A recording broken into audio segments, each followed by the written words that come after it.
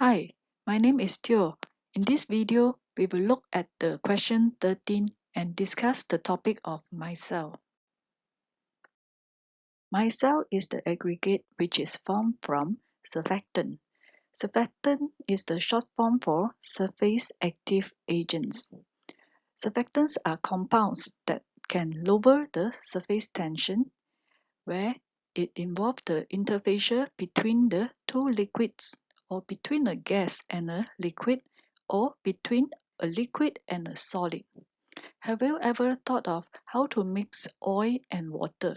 We know that both of these liquids, they are not mixing together, but by the presence of surface active agent, it can bridge between the two phases and makes one of the phase disperse in another phase. Surfactants are also called amphiphilic molecule. As you can see in this diagram, a surfactant consists of two distinct parts. First, we have the hydrophilic head group, and this is the water-loving part. It is polar or ionic, which makes it highly soluble in water. This is the part that wants to stay in the liquid.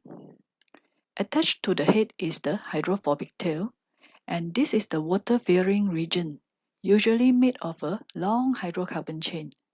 Unlike the head group, this tail is non-polar. It is insoluble in water, but it is very happy dissolving in oils or fat.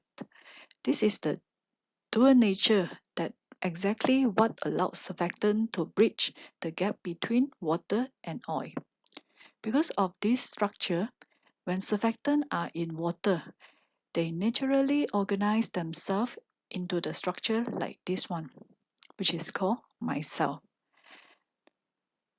You have to look into how the hydrocarbon tails tuck into the center and to stay away from water, whereby the hydrophilic head groups, they are face outward. This structure is the key to trap the oil in the center and stay away from the surface. Now that we know what a surfactant looks like, the next question is, what determines the shape they form when they group together? It isn't random. It is actually a matter of geometry. To predict these molecules self-assemble, scientists use a geometric index called surfactant packing parameter. Think of this as the blueprint for the structure. The formula looks like this. NS equals Vc, which is the volume of the hydrophobic tail, divided by the product of A0 and Lc, where A0 is the area of the hydrophilic head and the Lc is the length of the tail. Essentially, we are comparing the space the tails want to take up versus the space the head group occupy at the surface.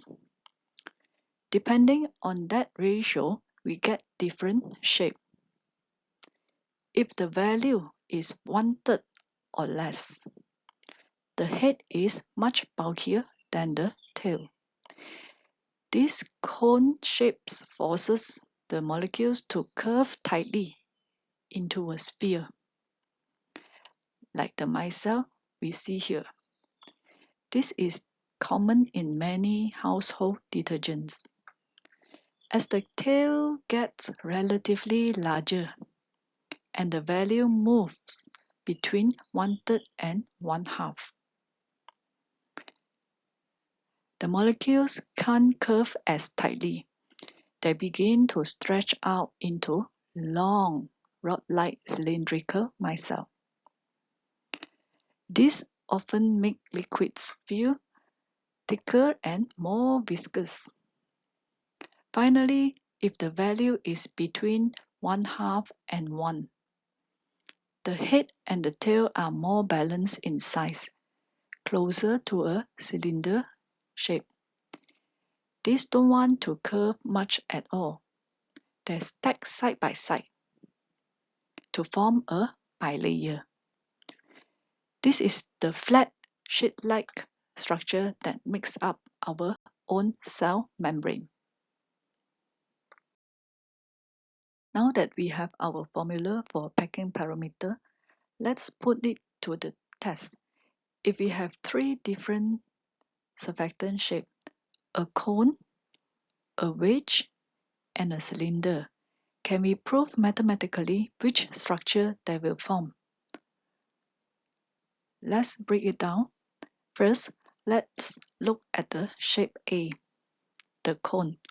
For a cone, the volume, VC, is 1/3 the base area times the height. As we seen in the calculation, when we divide the volume by the tail, LC, we are left with 1/3 A0. If we plug that into our formula for the packing parameter, the A0 cancel out, leaving us with exactly 1/3. Since our rule says anything less than or equal to 1/3 forms a sphere, the cone-shaped surfactant perfectly matches the spherical micelle. Next is the shape B, which is the rectangular wedge. Its volume is half of a block, and it is calculated as half of the area times the length. When we do the max here, the VC over LC gives us 1/2 A0. Plugging this into our packing parameter formula, it gives us a value of 1/2. Looking at our reference table, a value between 1/3 and 1/2 corresponds to a cylindrical micelle. The wedge shape provides just enough to create those long rod-like structures.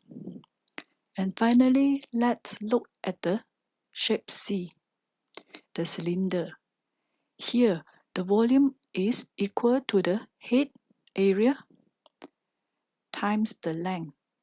In this case, the calculations for VC over LC is simply A0. When we divide that by the head area in the packing parameter formula, we get a result of 1. A packing parameter of 1 means the molecule is perfectly square or cylindrical, causing it to stack flat into bilayer structure, exactly like what we find in the cell membrane. So, by using the simple geometry, we can move from abstract formula to predict the physical world, whether it's a sphere, a cylinder, or a bilayer.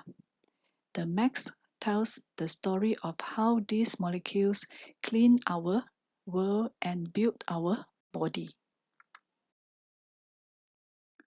We have seen how simple surfactants self-assemble into shapes like sphere and bilayer. But what if we could engineer a single molecule to be perfectly branched and symmetrical from the start?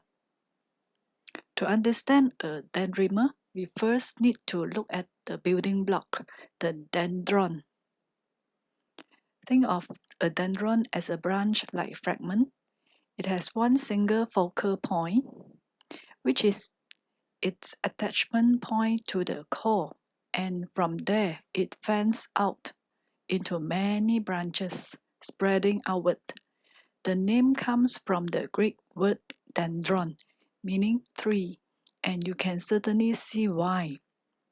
When you take multiple dendrons and attach them radially to a central core, as shown here in red, you get a dendrimer. These are polymeric macromolecules. Unlike the traditional polymer, which can be messy, tangled chain, dendrimers are composed of perfectly branched monomer. They grow outward in a highly organized layer fashion. We have talked about the theory of dendrimers, but how do we actually build them? Let's look at the synthesis of phosphorus dendrons. Interestingly, this specific molecule labeled as G1 and G2 behave like surfactants, even though they look quite different from the head and tail model we started with. To truly understand the synthesis of our phosphorus dendrons, we need to know exactly what we are starting with. Let's calculate the empirical formula for our starting material A1 based on its elemental mass fraction. We are given these mass percentages. Phosphorus at 26.73%, nitrogen at 12.09%, and chlorine at 61.18%. To make the max simple, we will assume we have 100 grams sample, which turns those percentages directly into grams. So first, we convert grams to moles by dividing by each element's atomic mass. For phosphorus, we divide 26.73 grams by its molar mass of 30.97 and giving us approximately 0.8631 mole. For nitrogen, dividing 12.09 grams by 14.01 gives us nearly the same amount, 0.8630 moles. So it is already looking like a one-to-one relationship between nitrogen and phosphorus. Now for chlorine, we take our 61.18 grams and divide by its molar mass of 35.45. This gives us 1.7258 moles. So immediately you might notice that this number is roughly double the moles we found for phosphorus and nitrogens. To find the final ratio, we divide all three results by the smallest value, which is 0.8630. And we can find that phosphorus and nitrogen both around 1, while chlorine comes out to the most exactly 2. And this gives us a clear molar ratio 1 to 1 to 2 for phosphorus to nitrogen to chlorine. Therefore, the empirical formula for A1 is PnCl2. This simple inorganic building block is the foundation upon which we will grow our complex branch phosphorus dendrimer. To find the actual molecular formula, we need to look at the physical symmetry of the molecule. We are given a key clue whereby A1 is a cyclic compound with a threefold symmetry axis known as C3. Think of a C3 axis like a fidget spinner or a three-bladed fan. If you rotate the molecule 120 degrees, it looks exactly the same as it did before. To achieve this in a ring made of phosphorus and nitrogen, the ring must contain a multiple of 3 p bonded to n units. The simplest structure that satisfies this C3 requirement is a trimer.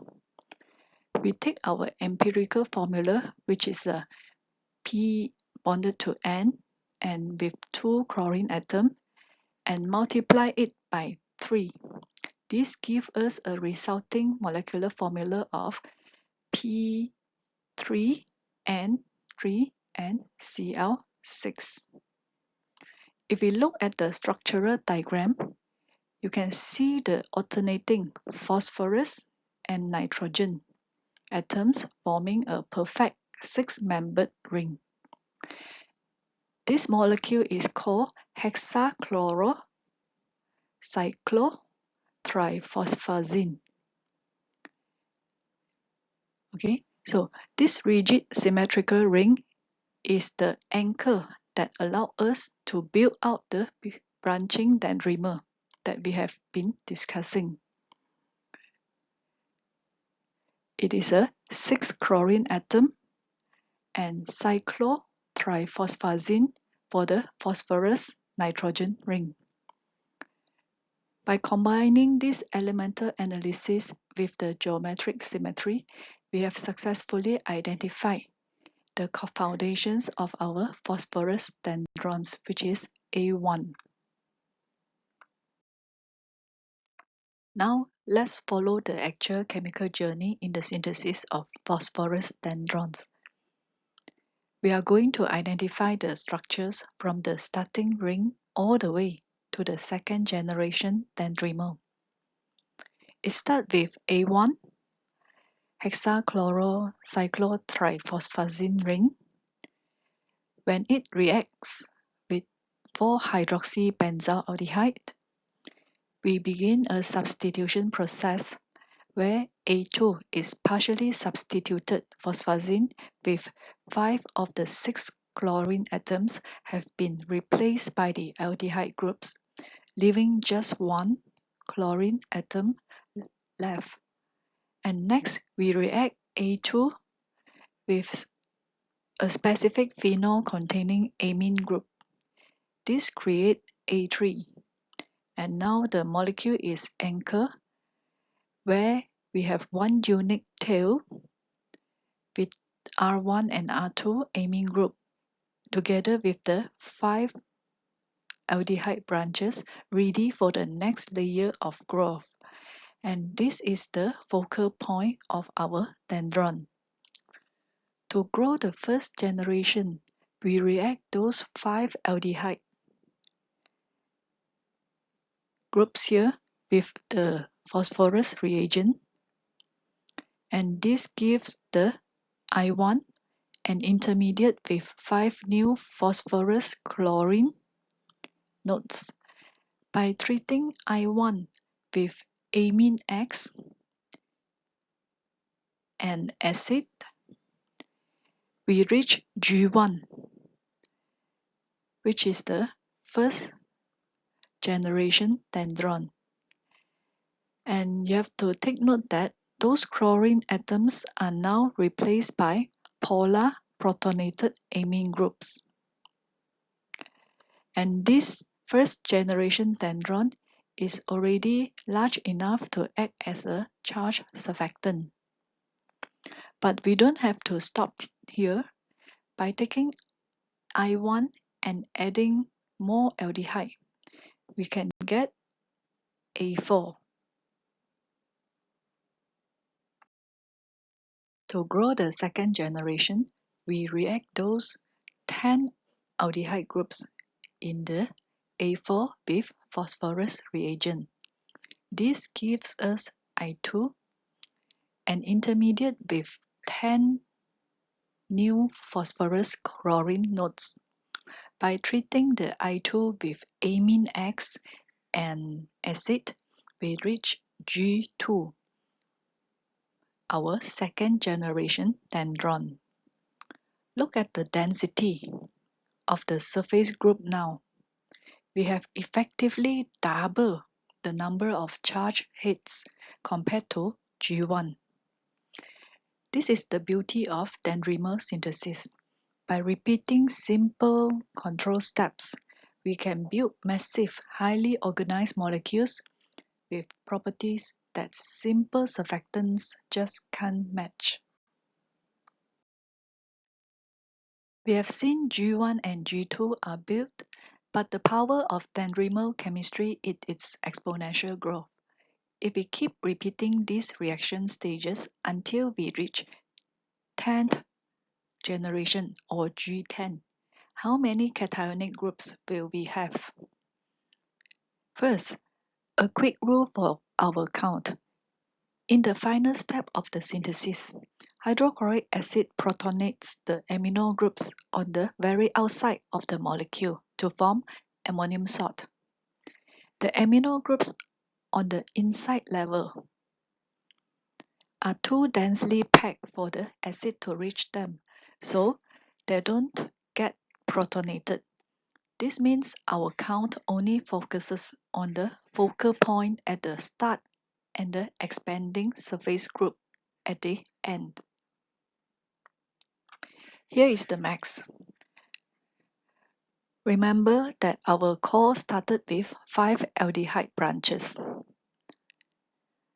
In every subsequent generation, each of those branches split into 2 new paths because of the phosphorus branching unit. For the 10th generation, we calculate 2 to the power of 10. Multiply that by our 5 original branches. And then add 1 for the single cationic group at the very first focal point where the molecule is anchored. The result is 5,121 cationic groups. What started as a single ring has exploded into a massive spherical macromolecule with over 5,000 charges sites on the surface. This incredible density is why high-generation dendrimers are such effective tools for things like DNA delivery or in the industry strength of catalysts.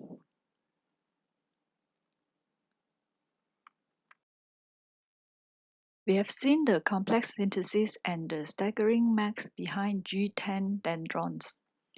But let's bring all back to the basics. Based on their structure, how do G1 and G2 actually behave in solution? What kind of surfactants are there?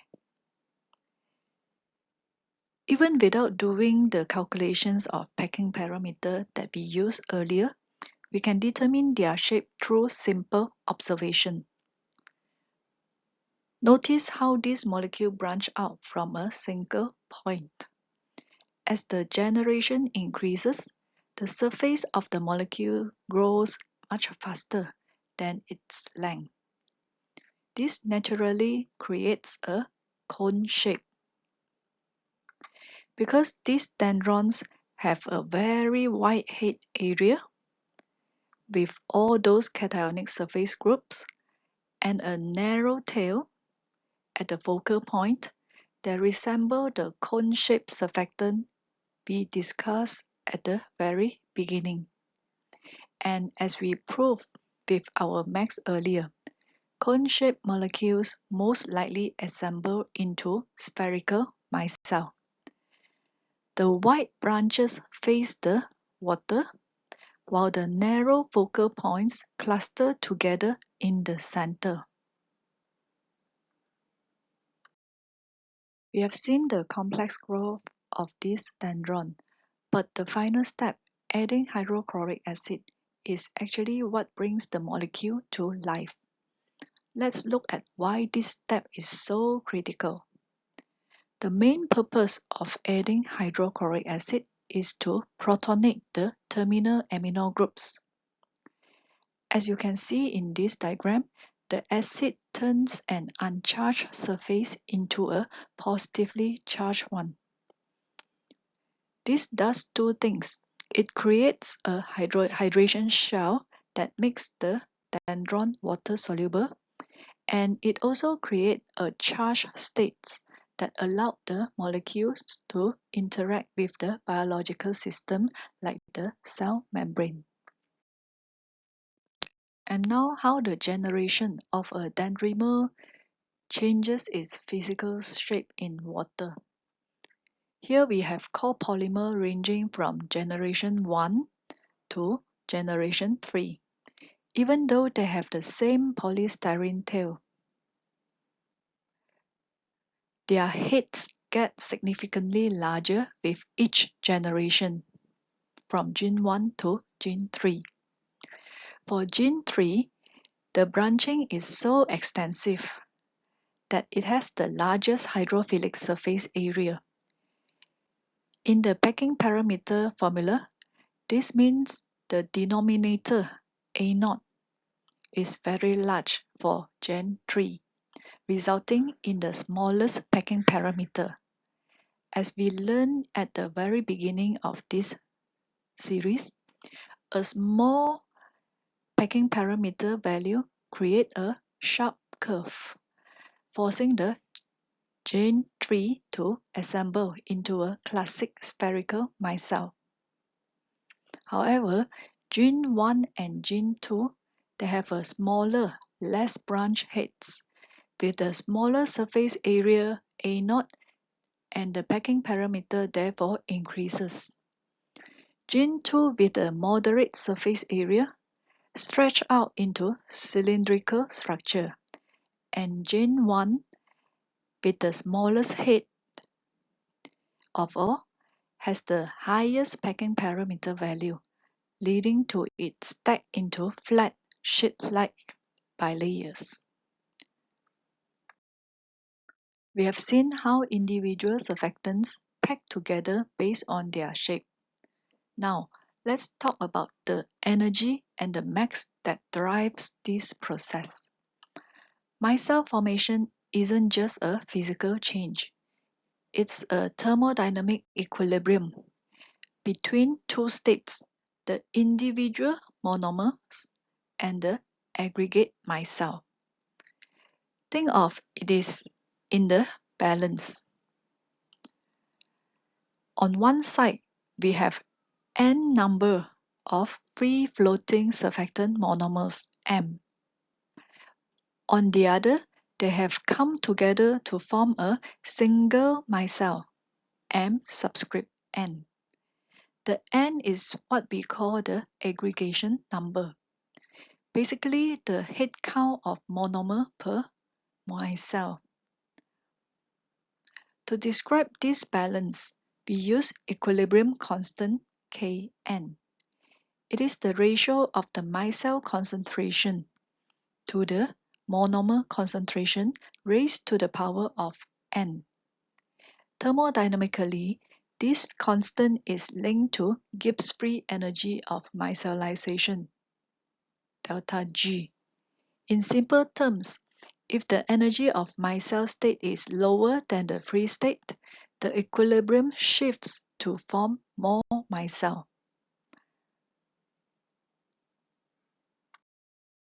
Let's derive the equation for the fraction of monomers present in micelle as a function of free-floating surfactant monomer concentrations,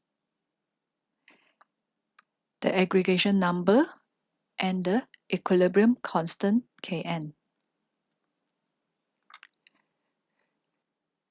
We start with the total initial concentration of the monomer Ci, which is the sum of the free monomer plus all the monomers currently housed within the micelle. This one.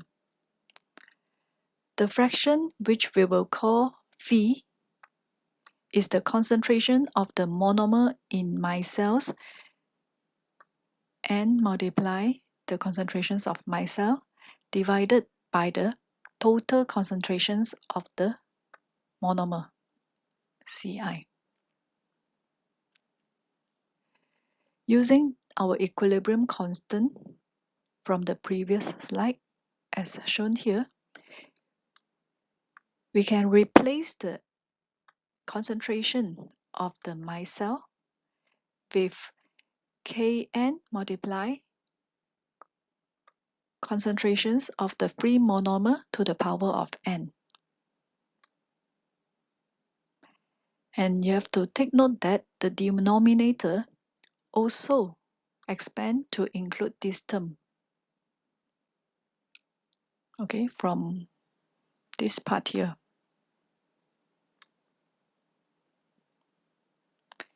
And we are now looking at the system strictly in terms of the free monomer concentrations and also the constant of the system, which is the equilibrium constant. By dividing both the top and the bottom with m, which is the concentrations of the monomer, we reach our final equations. And this formula tells us that the transition into micelles is highly dependent on the monomer concentrations and the aggregation number. It is the mathematical proof of why micelles only appear once a specific critical concentration is reached. To answer questions number 8, we need to use the mathematical model for the fraction of monomers in micelle, which we have already derived just now, to determine the maximum number of monomers that can be included inside a micelle. Assume that the monomer concentration is lower than 1 molar. So this is the equations that we need to apply, which involve the aggregation number and the equilibrium constant Kn, and we have to assume that the equilibrium constant there are no changes, while concentrations of M, which is the monomer concentrations that are present in the system, it is less than 1 molar, and M subscript N is referring to the concentrations of the micelle. If we want the maximum numbers of monomers present in a micelle, we need a high concentrations of monomer to start with. So we need to have a larger value of M in order to get larger number of the monomer that can present in the micelle. So with this, we can rule out options A and B because we need more starting materials to get more products. Now, do we want a high or low aggregation number? Intuitively, if you think high, more molecules per micelle sounds like more monomers total. But because the concentrations of the monomer is less than 1, a high aggregation number N would make our term M to the power of N minus 1 significantly smaller and reducing the overall fraction. Therefore, to keep the term as large as possible, we actually need a low aggregation number. So this will show you the example. If the concentrations of the monomer equals to 0.5 molar and the aggregation number N is 3, then the value of the concentrations of the monomer to the power of N minus 1 is 0.25. While if we increase the number of the monomers in one micelle, where the aggregations number becomes 101, then the concentrations of the M to the power of N minus 1 will become this such small number. That's why very large aggregation numbers actually make it harder to form micelle if the monomer concentration is low. Therefore, the correct answer for question 8 is C.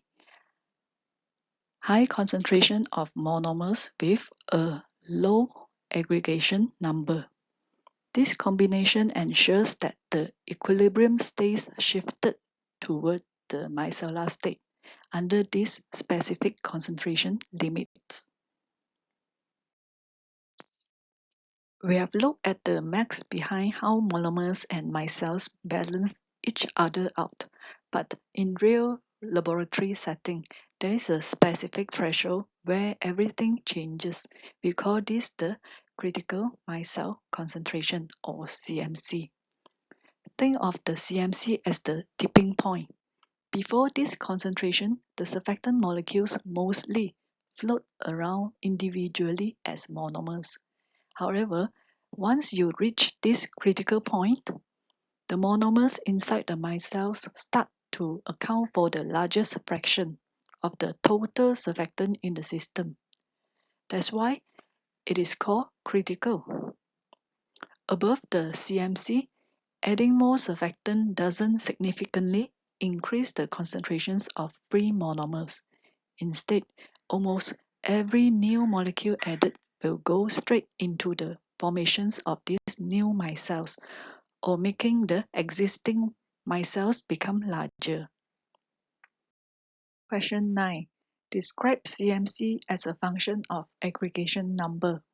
In order to answer these questions, we need to use the fraction of monomer, which we have seen earlier. To simplify the equations, we replace these expressions with x. So we get a much more simpler equations. Next is to plot a graph of the fraction of monomer as a function of the monomer concentration. So if you refer to the image here, then you will see that the y-axis is referring to the fraction of the monomers in the micelle, while the x-axis is a relative concentrations compared to the C0. C0 is the critical micelle concentrations. So in other words, we normalize the concentrations of the monomer to the concentrations, the critical micelle concentrations. The appearance of the graph plotted for y-axis, which is the fraction of monomer in the micelle as a function of the ratio of the initial amount of the monomer to the CMC, is given as a S shape. So there are three curves showing here, which they are different by the number of aggregation number. And these three curves, they intersect at the value of the ratio between the amount of initial monomer concentrations to the CMC at 1. So basically, what will happen when the value of x is very small? In other words, if the value of the number of monomer to the CMC is in a very small value, less than 1. In that case, the fraction of the monomer that are present in the micelle will be very small, or we can say that almost no micelles will be formed. On the other hand, if the value of x is very large, which means that in this region here, whereby the number of monomer is very much higher than the critical micelle concentration, the C0 or the CMC. So in that case, the fraction of the monomer that are present in the micelle will be close to the value of 1. And in these conditions, almost all of the monomers are present in the micelles. Not to forget that the x-axis is normalized to the CMC. Okay, so what will happen when the x is approaching 1? When x is approaching 1, it also means that the number of monomer that are present initially is about the same to the concentrations of the CMC, which the value is 1. In these situations, we will get the amount of the monomers that are present in the micelle is with the value of 0.5. Or we say that at this point here, there are half of the monomers present in the micelles and half of the monomers remain as free monomers. Another way to prove that when x equals to 1, the initial monomer concentrations is referring as CMC is by using the differentiation to determine the slope of the curve. So if we differentiate the equations here, we will get the outcome, which is 1 over 1 plus x squared. If x is very much smaller than 1, then the slope here will also be close to 1. But the fraction of the monomer in the micelle still with limited amount, and not much of the micellizations will occur.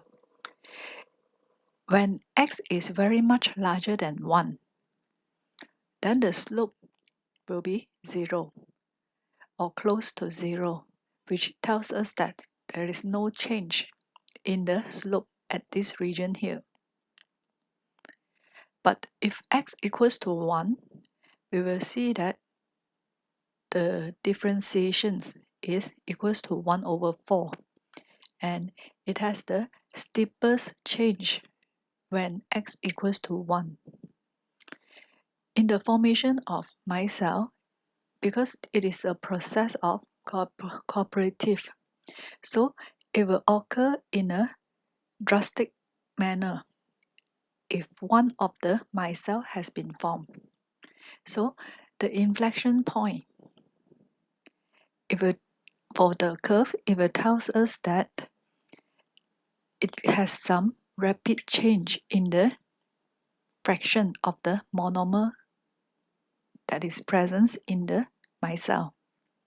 So this rapid change will only occur at the inflection point. And we can find out from the examples here by using different value of the x to see which one give us the highest or the change with the fastest in the slope. So we found that if x equals to 1, we will get the very vigorous change. So we can substitute x equals to 1 into the equations, which is represented by the x, that is n multiply the Kn multiply the concentrations of the monomer. So micelles start to form at x equals to 1.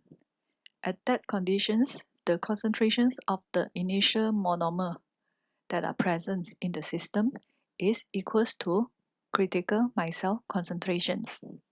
By substitute the value of x equals to 1 into the equations and followed by rearrangement, then we derive a function that relates the CMC with the aggregation number. Next, the fraction of the monomer inside the micelles can be also shows that it is equals to 0.5 when we substitute the value of x equals to 1 into the equations. Therefore, at CMC, half of the surfactant is present in the micelles, or half of the monomers are present in the micelle, and half of it is still exists as a monomer. To further explain this graph here, now look at how the aggregation number affect the transition. If n is small, say n equals to 2, the curve increases slowly and linearly. When we substitute n equals to 2 into the equations, then we get a linear equations here. And the red line here represents the aggregations number equals to 2. But if n is large, such as n equals to 100, then what we will see is that the transitions will become nearly vertical, or the green line here. This is because the term m to the power of 99 is extremely sensitive to even very tiny changes in the concentrations. In addition to the aggregation number, we also can look into the concentrations of the monomers that is initially present in the system. For concentrations of monomer, if it is equals to 0.9, that is just below the threshold of 1, then the value of 0.9 to the power of the aggregation number of 99 will give us a very small value. But if the concentrations of the initial monomer that are present in the system is slightly higher than the CMC, which is given here 1.1, the CMC is 1, then 1.1 to the power of 99, that is the aggregation number, we will get a very large number. So from these two calculations, we can see that near the value of CMC, a very tiny increase in the monomer concentration causes a massive instantaneous surge in the micelle formation.